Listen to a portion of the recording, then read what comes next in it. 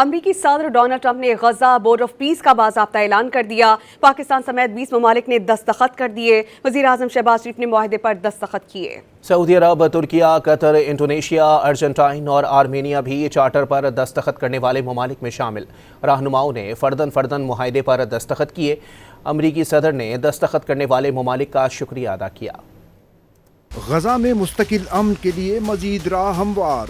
Switzerland کے شہر Davos میں ورلڈ اکنامک فورم کے موقع پر تاریخی تقریب کا انعقاد۔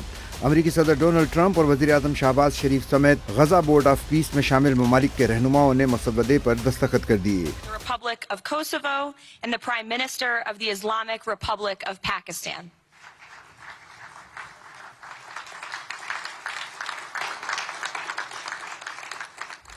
امریکی صدر نے بورڈ میں شامل تمام ممالک کا شکریہ ادا کیا۔ باور کرایا کہ امریکہ نے دنیا کو آج مزید محفوظ بنا دیا۔ This is a very exciting day. Now we have one of the most important meetings of all, the official formation of what is known as the Board of Peace. We've settled 8 wars, and I believe another one's coming pretty soon.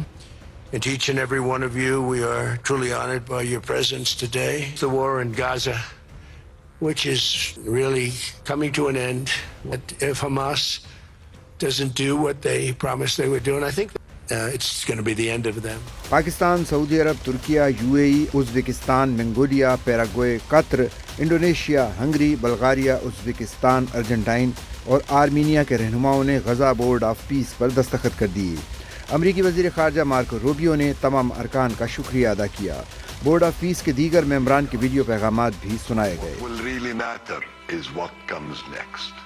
Delivers real tangible improvements in daily life for Gazans.